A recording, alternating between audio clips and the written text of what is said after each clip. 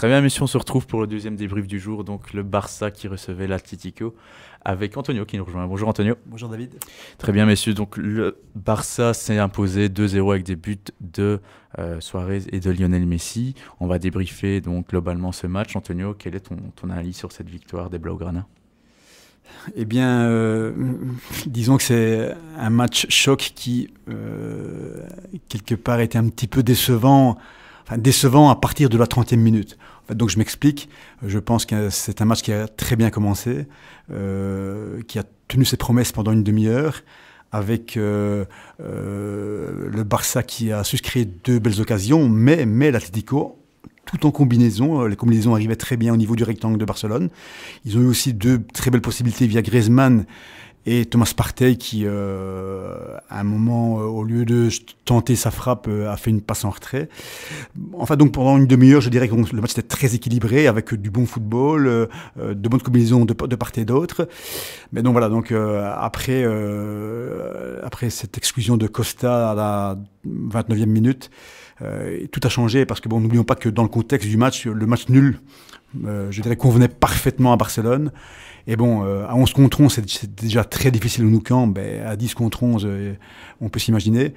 Donc, du coup, le match a quand même baissé de rythme, ce qui convenait à Atlético finalement. Parce que bon, à 10 contre 11, tout ce qu'ils espéraient, c'était donc tenir le 0-0 et peut-être à la fin faire un petit hold-up.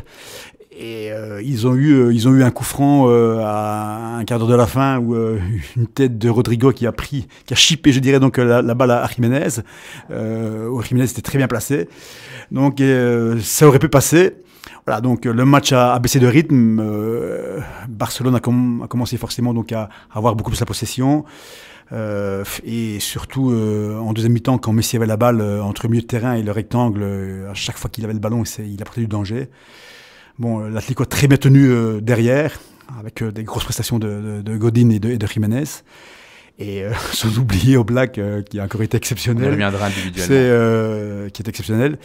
Mais évidemment, donc, il a fallu donc, une frappe de Suarez à la 85e minute, une frappe inarrêtable pour vraiment donc, faire pencher la balance. Cela dit, sans oublier que le nul favorisait aussi Barcelone, donc je dirais que ça n'aurait pas changé grand-chose, le 0-0 ou le 1-0. Donc voilà, un peu déçu parce que donc, le match avait quand même commencé sur une très bonne disposition de part et d'autre. Et voilà, donc il a un petit peu donc, baissé de rythme à cause de cette exclusion un peu stupide de Costa. Patrick, voilà. Tu veux rebondir? Pour ma part, moi je pense que le match se résume à l'exclusion de Diego Costa qui a vraiment mis Atlético dans le mal par rapport au fait d'être à 10 contre 11 en Nou Camp. C'est presque mission impossible pour la victoire. Après le 0-0, c'était un bon résultat pour le Barça à ce moment-là, mais à noter que l'Atlético a beaucoup défendu et a bien gardé le Barça en dehors de son camp, et puis un Oblak exceptionnel, on en reparlera après, qui est pour moi un des meilleurs gardiens du monde, et puis deux buts qui viennent coup sur coup, qui viennent tuer l'Atlético et qui viennent tuer le championnat, et le Barça qui part sur la voie royale pour le titre. Manu? Je pense qu'il n'y a pas grand-chose à dire. L'arbitre a tué le match et heureusement que Messi était là pour le raviver. Donc sans Messi, on aurait assisté à un match insipide. On sentait que la tension a baissé d'un cran. Et donc l'Atlético voulait absolument garder le 0 en espérant une action, comme dit Antonio, une action en fin de match. Donc pour moi, c'est un match qui se résume à une décision. Et c'est cette décision qui a conditionné l'issue du match largement, et heureusement que Messi était là pour mettre un peu de spectacle. Très bien, on va passer donc aux individualités du Barça. On rebondit tout de suite sur Messi, Manu. Son match était encore une fois exemplaire. Oui, excellent. Dès le début du match, en fait. Le début, dès le coup d'envoi, il a fait 2-3 passes dans les intervalles après 3-4 secondes de jeu. Oui, il était très en jambes. Quand il prenait la balle, il apportait toujours du danger. Très vif. Bon, du Messi, comme on le connaît, c'est un joueur qui est très inspiré quand il joue contre l'Atlético. C'est une de ses victime favorite, donc je pense qu'il en a déjà 28 buts, je pense, contre l'Atlético. Donc voilà, c'est lui qui fait la différence, et c'est lui qui... C'est vraiment le meneur de jeu de Barcelone. Suarez a fait également un bon match. Il était très présent, il a joué comme il sait le faire, beaucoup avec son corps. Et à part ça, bon, c'est une prestation classique de Barcelone, en essayant de garder le ballon et de presser le plus haut possible pour récupérer le ballon le plus vite possible et empêcher l'Atlético de se projeter vers l'avant. Donc c'était un match comme on en a vu des dizaines et des dizaines avec Barcelone. Coutinho, je pense que Coutinho hier il a quand même fait un bien meilleur match que par rapport à ses prestations. L'a replacé. Oui, mais voilà, c'est souvent le cas hein, quand au début il arrive à faire 2-3 bonnes actions, il a pris confiance. Et en tout cas, je pense qu'il a été nettement au-dessus par rapport à d'autres prestations. Et surtout, il faut quand même souligner l'esprit collectif de Barcelone en récupération. Ce que Barcelone fait souvent dans les gros matchs finalement. Hein. Donc, on sent clairement qu'il y a des manières d'aborder des matchs et qu'en championnat, dans les autres matchs, ils sont beaucoup plus light évidemment. Donc, impliqués dans le travail défensif. Ah oui. Et ça, en fait, hier, ils étaient aussi en mode Ligue des Champions. Et en Ligue des Champions, ils ont montré vraiment qu'ils étaient très dangereux parce qu'ils arrivent à hausser le niveau. Et au match aller, au Wanda, comme ils sont au match retour, c'était exactement pratiquement le même genre. Au match aller, il y avait beaucoup moins d'occasions, mais au niveau du pressing, c'était un peu pareil. Et voilà, bon, on connaît Barcelone évidemment, et on sait très bien que quand ils sont en mode Ligue des Champions, ils sont quand même très très dangereux, quoi. Moi, rien à rajouter à part le fait que Suarez a encore démontré qu'il fait partie des grands attaquants du monde et que son premier but, rien à dire. On sent qu'il peut marquer de partout. Donc, une grosse frappe qui rappelle ses années en Première Ligue et puis revenir sur le pressing du Barça qui est monumental. Ce collectif qui se met en même temps au pressing, c'est magnifique à voir. Je pense que c'est la meilleure équipe au pressing mondial. Ouais. Peut-être City derrière. Avec City, effectivement. Suarez qui, n'oublions pas, mercredi encore, a sauvé Barcelone d'une frappe, en demi-volée qui était très difficile. Et si hier le but, il n'a l'air de rien, mais c'est un but qui est magnifique parce que il met exactement au millimètre près où il doit la mettre. Sinon, sans ça, Oblak, il arrive quoi à la voir, quoi. C'est vraiment du bout des doigts. Enfin, il touche même pas parce que elle passe vraiment, elle touche le poteau. Sinon, Oblak était encore sur la, parce que hier Oblak était quasiment imbattable.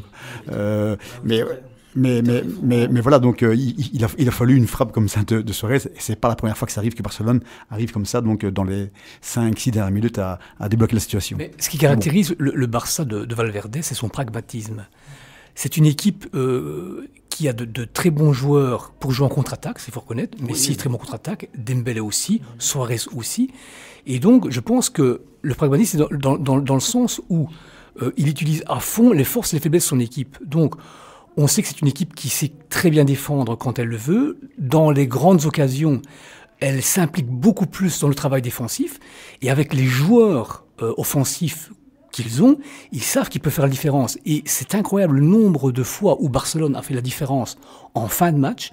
J'ai lu hier une stat que 48% des buts de Barcelone, donc pratiquement un but sur deux, est marqué dans les 30 dernières minutes. Donc c'est une équipe qui sait faire la différence au bon moment. Ça s'est très, très nettement vu lors des 2 derniers Clasico.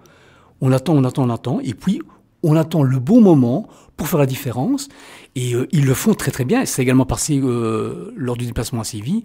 Donc ils savent maintenant qu'ils peuvent compter sur un joueur comme Messi, voire un joueur comme Dembélé ou Luis Suarez. Ils ne sont pas obligés de prendre le match à leur compte directement. Ils peuvent avoir une attitude beaucoup plus attentiste et puis faire la différence sur des comptes. Surtout hier, surtout en deuxième mi-temps hier, pratiquement tous les dangers de Barcelone étaient sur des contres, pratiquement tous les dangers. Ça illustre bien le Barça de Valverde et le changement par rapport au Barça de Guardiola. Avec l'adversaire surtout aussi. Oui. Et puis, je pense aussi le fait d'avoir un banc bien armé, avec quand même des rentrées comme Malcolm, qui commence à bien rentrer dans le collectif. On l'a bien vu à Villarreal. Il était pas mal en première mi-temps. Ici, il rentre. Il a su faire la différence de temps en temps sur 2-3... un bon contexte que tu avais rentré aussi, parce que forcément, donc, la fatigue commençait un petit peu. Et surtout que Simone avait mis Saúl sur le flanc gauche pour justement aussi avoir de l'impact offensif pour l'Atlético. Donc, quelque part, Malcolm, il avait quand même pas mal aussi d'espace pour lui. Mais c'est vrai que Malcolm, dernièrement, il prouve quand même qu'il a sa place dans ce maillot de Barcelone et peut-être même qu'il mérite plus de temps de jeu. Ça, c'est un avis Et personnel. aussi le retour de Piqué, désolé David, le retour de Piqué qui fait du bien aussi, hein, parce qu'à Villarreal, ils prennent la drachée haute, et l'anglais qui fait, je pense que l'association Piqué, l'anglais commence à vraiment, du côté de la Catalogne, une très bonne très grosse saison. Hein. Et Piqué l'a lui-même avoué, le fait de ne pas aller avec la sélection espagnole, ça lui fait du bien, donc il a beaucoup plus de force et il peut se concentrer plus sur les matchs du Barça. Messieurs, j'allais tout de suite rebondir en fait sur cette paire de défense centrale. Et donc forcément, qui est éclipsé? C'est Samuel Umtiti. Alors, est-ce qu'il faut s'inquiéter pour Samuel Umtiti, Patrick? Bah, pour moi, de ce qu'on entend dans la presse, en semaine, il a quand même été été responsable pas mal de fois sur à Villarreal, il a vraiment... il a pris l'eau. Il a pris l'eau, totalement. Bon, il revient en équipe de France et il marque, mais bon...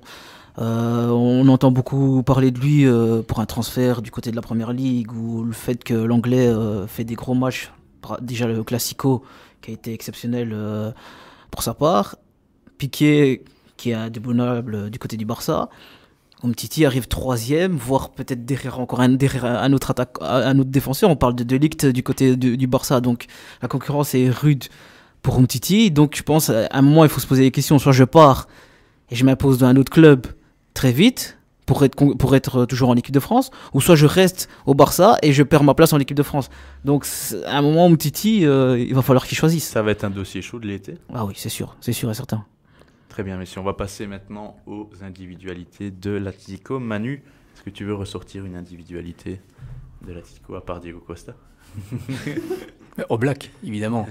Oblak a fait du Oblak, c'était le mur hier. Donc son arrêt sur la frappe de Coutinho, même s'il n'était pas très puissante, était déjà assez impressionnante.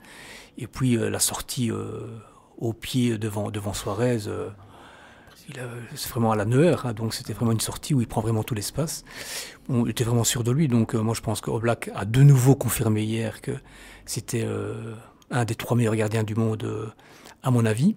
Et puis bon, l'ensemble de la prestation, je pense que l'Atlético a assez bien préparé ce match. D'un point de vue collectif, en essayant de combiner par le centre. J'ai senti vraiment Arias quand même un peu en difficulté, et je pense que c'est un bon réserviste, mais qu'il est un peu court pour ce genre de match.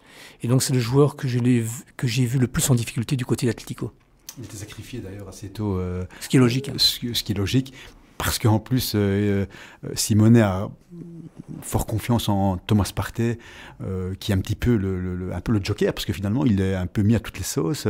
Et, c'est un joueur polyvalent. Tout à fait, Thomas Partey qui à droite, c'est quand même très bien débrouillé, qui avait très bien commencé le match d'ailleurs au milieu, hein, Thomas, parce que l'Atlético fait beaucoup de combinaisons très intéressantes, et Thomas était souvent la pièce angulaire de je crois que combinaisons. Les 3 hommes, les 3 grandes, pas révélations, mais les 3 hommes importants de cette année à l'Atlético, c'est Jiménez, qui a fait une saison beaucoup plus régulière que les saisons précédentes, Rodrigo qui est une révélation, et Thomas Partey qui s'affirme de plus en plus comme un joueur incontournable au centre du terrain. Et donc je pense que l'Atlético, Simeone, va vouloir bâtir autour de ces 3 joueurs-là pour les projets à venir. Oui. Mais sans oublier aussi, moi je pense que hier, l'Atlético finalement, ils peuvent être quand même, je dirais, assez fiers de leur prestation, parce que en première mi-temps, il ne faut pas oublier aussi que Koké et même Griezmann ont très très bien combiné également, quoi. Donc certes ça manquait peut-être un petit peu de profondeur, mais ils avaient une très bonne maîtrise technique, et même je dirais donc en 3/4 temps, donc parce que souvent donc quand on s'approche du rectangle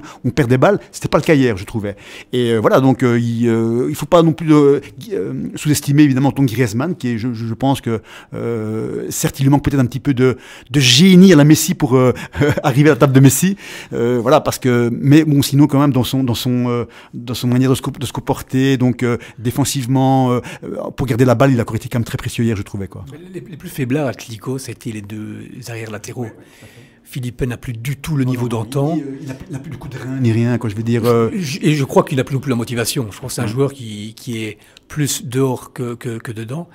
Et puis Arias, pour moi, n'a pas le niveau pour ce genre de match. Alors Jiménez, comme tu as dit, Jiménez, c'est quand même pas le hasard que, pour une fois qu'il est presque pas blessé, parce qu'il a quand même été un petit peu ici, avec, je veux dire, donc la succession des matchs, il prouve que c'est quand même un arrière central de top niveau, quoi. Moi, je crois qu'il va prendre la place de Godin comme leader. Ah, mais complètement. C'est déjà un leader à 24 ans. Ouais. Malheureusement, Godin, pour l'Atlético, franchement, c'est quand même une perte, il faut l'avouer, parce que bon, même si... Bon, c'est pas une perte, ça serait une très grosse erreur de le laisser partir.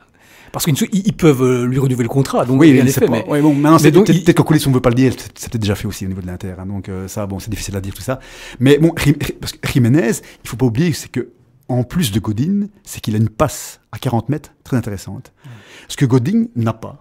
Mais bon, on ne lui demande pas de faire ça non plus, quoi. Donc, je pense que Patrick s'en souvient lors de cette fameuse passe l'année passée en demi-finale de l'Europa League à Griezmann qui permet à Griezmann d'égaliser. Oui, et même cette année-ci, le fameux but de Morata annulé contre le Real, c'est encore une passe de Jiménez des 40-50 mètres, quoi. Donc en plein dans la foulée de Morata.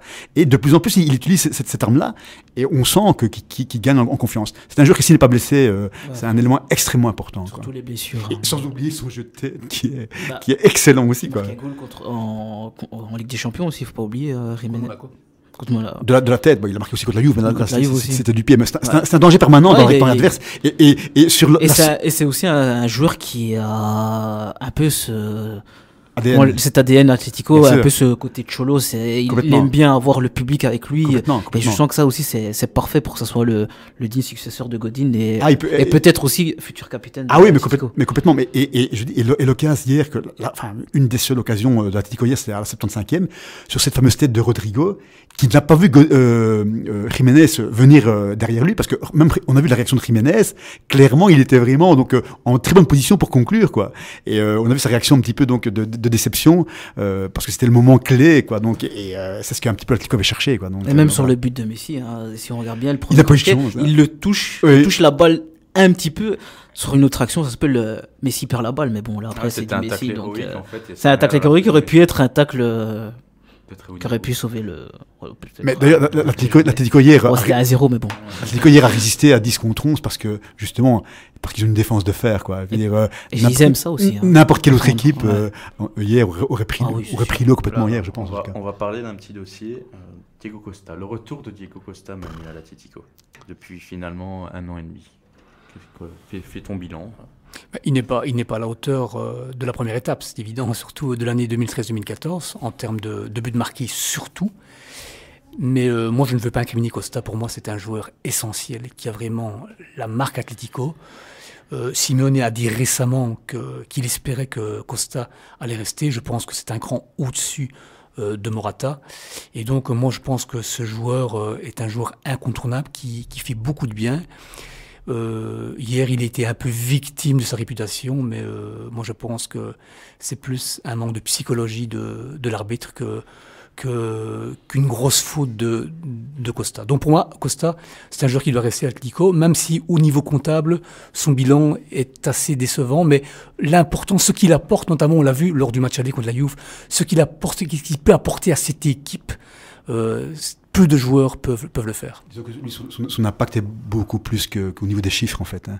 Et malgré le fait qu'il marquait que peut-être 2 ou 3 buts cette année-ci au total, et déjà on le disait même avant le match, quoi. Donc tout le monde attend que Costa soit titulaire tellement il est important, malgré qu'il a un bilan comptable qui n'est pas du tout à la hauteur. Mais bon, voilà, donc il est beaucoup plus important que le bilan comptable. Je pense que les défenses adverses craignent beaucoup plus Costa que Morata. Oui, mais complètement. Bon, maintenant, cela dit, par rapport à ce que tu dis, moi je trouve que sa carte rouge est quand même assez inadmissible. On peut effectivement donc dire pas mal de choses, mais là il est allé un peu trop loin. Et Costa, il faut quand même peut-être un moment, il a quand même 30 ans, qui un petit peu sache se contrôler. Ce qu'il n'arrive pas à faire à 30 ans, donc je pense qu'il n'arrivera plus jamais à le faire. Et là, il a quand même porté préjudice, en tout cas hier à Atlético. Et d'ailleurs, c'est une image très importante. Je ne sais pas si vous avez remarqué, quand il est sorti, Simeone, il l'a même pas regardé, quoi. Donc ça veut vraiment dire que... Et ça, c'est quand même Simeone qui a toujours défendu Costa à 100%. Là, je pense quand même. Et d'ailleurs, il l'a confirmé en conférence de presse. Même si je pense que Simeone a raison, hein, on sent bien que Costa est en partie victime de sa réputation, ça c'est clair. Et tout dépendra aussi de si Morata l'année prochaine explose. Hein. S'ils veulent garder Diego Costa en 3e attaquant, vaut mieux le garder. C'est clair qu'ils sont en concurrence. Ouais, ils sont en concurrence, mais tout dépendra si Morata atteint son sommet avec cette équipe. Si Costa reste, je pense que Costa va être quand même plus titulaire, honnêtement. Et surtout qu'il peut faire de l'espace pour Griezmann. Les deux jouer aussi. Oui, les deux peuvent jouer. Et Griezmann peut un petit peu. D'ailleurs, ils l'ont déjà testé plusieurs fois, quoi. Donc, je pense que tous ont leur place à ce niveau-là, quoi. Ouais. Très bien, messieurs. Merci pour ce débrief de Barça Atlético. On va passer maintenant à la deuxième question du jour.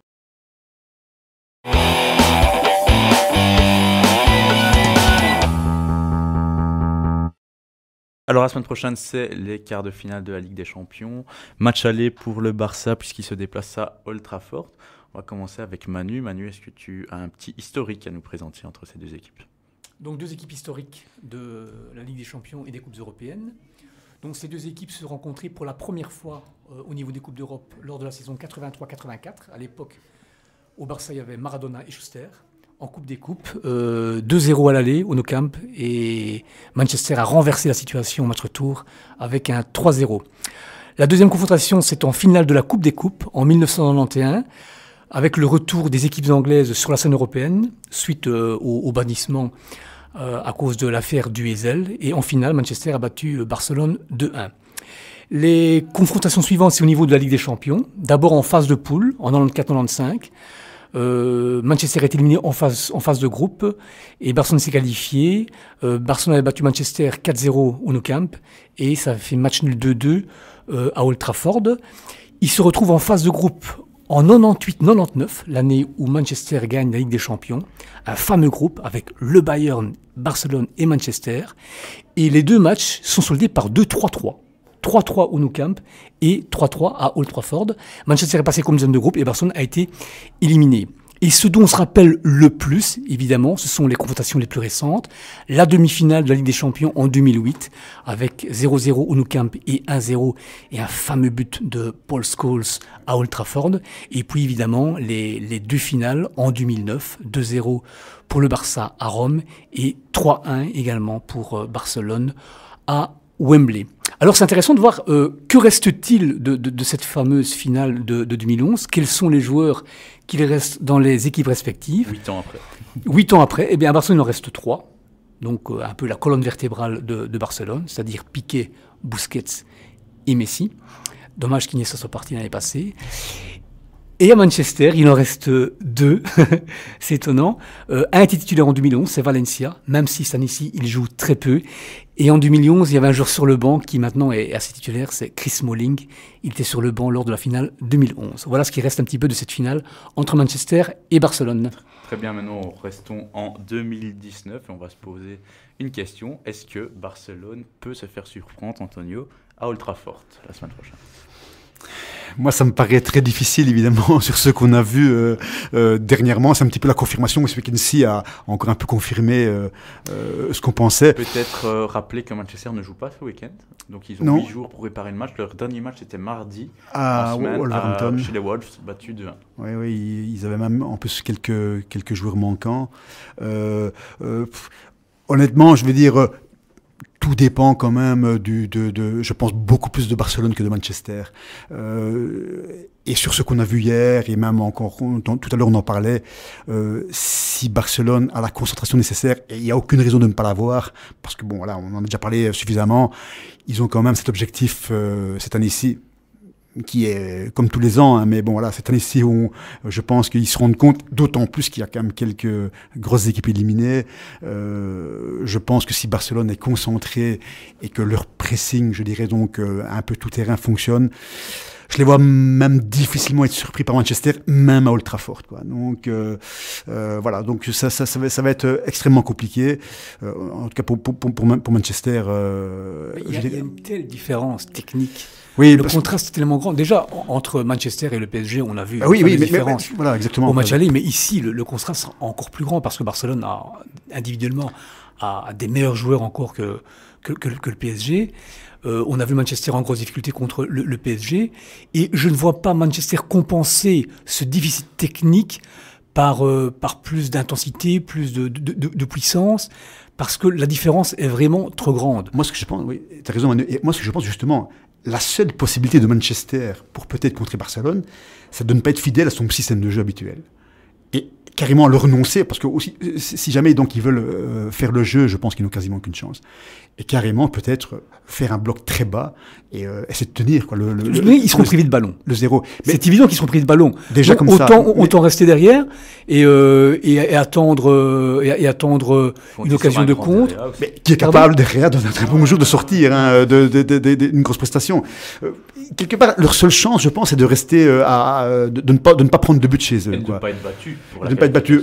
Avec peut-être un miracle en nous compte, ce qui sera encore très difficile. Mais bon, voilà. Je pense que aussi le Barça, leur pire ennemi, c'est eux-mêmes. Hein. C'est comme à l'AS Roma, hein, l'année passée. Lors des quarts de finale, enfin surtout celui de l'an passé. Ouais. Je pense que si le Barça commence à partir en mode nous sommes supérieurs à United, c'est fini. Le grand défaut de Barcelone dernièrement. C'est vraiment le problème, c'est eux-mêmes. Après, à Old Trafford, il y a eu beaucoup de miracles. Mais je pense que le Barça est tellement, comme Manu a dit, est tellement fort. Techniquement, l'équipe est rodée. Je pense que Manchester va sortir. Et puis le contexte aussi, c'est que Old Trafford, ça reste quand même un stade mythique. Il y a aucune équipe qui va à Old Trafford, je dirais donc sans être hyper motivée, que ce soit en championnat ou même quand c'était en Europa League, les équipes qui allaient à Old Trafford, je pense à Anderlecht, au Celta Vigo, Saint-Etienne, se dépassent à 5-6 000 spectateurs, tout ça, Bilbao. Ça reste un théâtre tellement attractif que voilà. Donc même pour Barcelone qui est habitué. Mais voilà, donc je les vois mal comme ça, un petit peu se rendormir et baisser de rythme pour peut-être pouvoir Manchester. C'est un peu similaire à ce que Lyon avait produit au match aller contre Barcelone. Donc tenter peut-être au début de mettre un peu de pression et de mettre à mal cette défense de Barcelone, mais de plus en plus, évidemment, au fur et à mesure du match, reculer pour ne pas encaisser. Donc je pense que c'est un petit peu la seule possibilité que je vois à Manchester, c'est de tenir les cages inviolées et puis essayer de marquer au match retour. Mais c'est vrai que ça me paraît quand même assez peu probable et je ne vois pas Barcelone, même si je dis souvent, reproduire l'erreur de l'année passée contre Rome. Et surtout aussi un retour de Suarez à Old Trafford. Je tiens à souligner que le public de Old Trafford le connaît bien et n'oubliera pas Suarez par rapport à les histoires avec Patrick Evra. Et puis je pense qu'aussi Messi a envie aussi d'écrire encore plus l'histoire de Barcelone et son histoire en Ligue des Champions à Old Trafford en marquant peut-être un but. Alors il nous reste quelques minutes pour parler d'un joueur peut-être en particulier, je dirais Paul Pogba. Paul Pogba, n'oubliez pas qu'en Ligue des Champions, il reste sur une prestation très décevante. Le match aller contre le PSG, où il avait été muselé par Marquinhos. Ici, est-ce que Pogba aura à cœur de se racheter ? Bon, je pense que ici c'est vraiment s'il doit choisir un match en particulier pour se racheter, c'est celui-ci. Parce que je pense qu'en championnat, malgré la course au top 4 qui va être très rude, ici pour se racheter en Europe et se racheter devant le public d'Old Trafford, c'est ce match-ci où il doit montrer qu'il fait partie des meilleurs milieux de terrain au monde, qui peut marquer son empreinte ce match avec sa patte technique qu'on connaît très bien, avec sa puissance physique et cette capacité à faire des longs ballons ou cette capacité à faire des passes phénoménales qu'on connaît très bien, comme la passe en équipe de France à Griezmann qui est pour moi extraordinaire.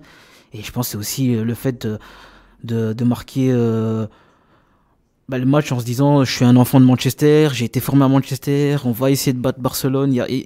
En fait, c'est presque un match historique, on peut dire ça. Le contexte est... On en parle beaucoup avec le Real, tout ça.